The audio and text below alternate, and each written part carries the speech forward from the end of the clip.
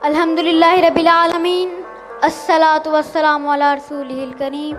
Amma ba'd, fa'udhu billahi minash shaitanir rajeem. Bismillahir rahmanir rahim. First of all, I'm going to introduce myself. Well, I'm Noor Haseeb. My father's name is Hafiz Noor Kamar. I'm 12 and I'm a student of grade 7.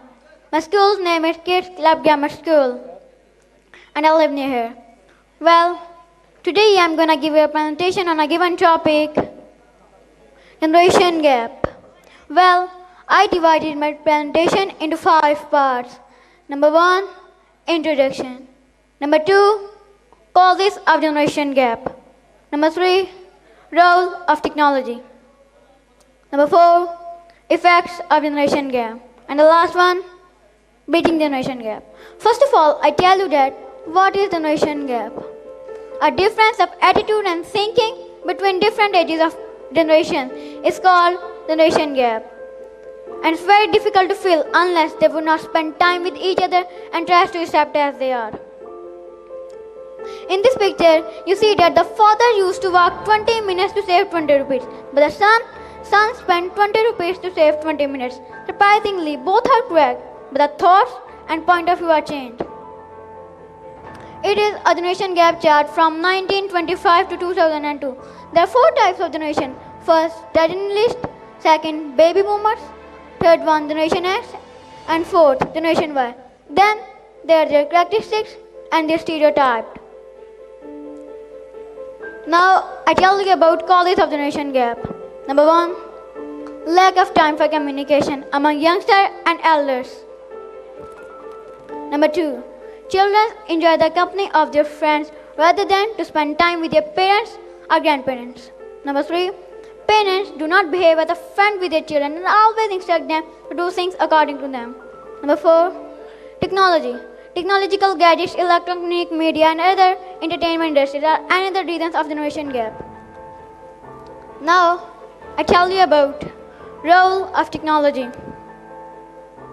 In 90s, there were no advanced technology, but in 21st century, there are advanced technology and everyone is using mobile phone.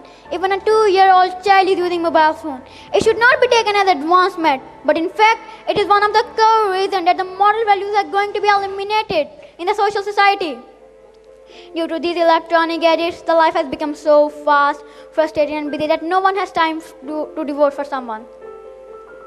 Now, effects of generation gap. There are too many effects of generation gap, but sometimes it affects too badly to the mental and physical state of the people. Number 2, technological advances between generations. Number 3, it destroys the traditions and ideas of old people.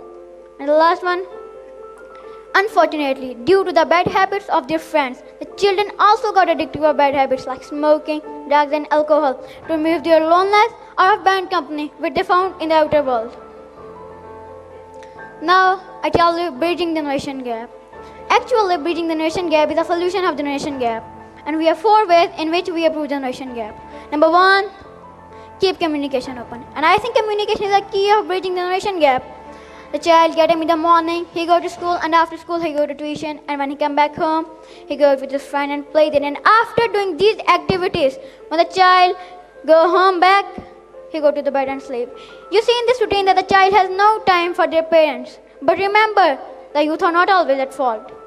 Number 2, encourage mentoring. The parents are mentor of their children and they have to encourage their children. Number 3, respect moral and social values. But in modern society, there were no more respect for someone. A respect of opinion is there. Number 4, set out expectations clearly. Now, I tell you briefly that what is generation gap and how do we bridge generation gap. In this picture, you see that it is a gap and it is called generation gap. But one has shoe and one has plug. When they join with the help of the shoe and plug, they joins. And that's how we bridge the generation gap. At last, my suggestion is this, that the youth are not always at fault and it should be the duty of both generations to try to accept and respect one another's rules. Only then this problem can be solved.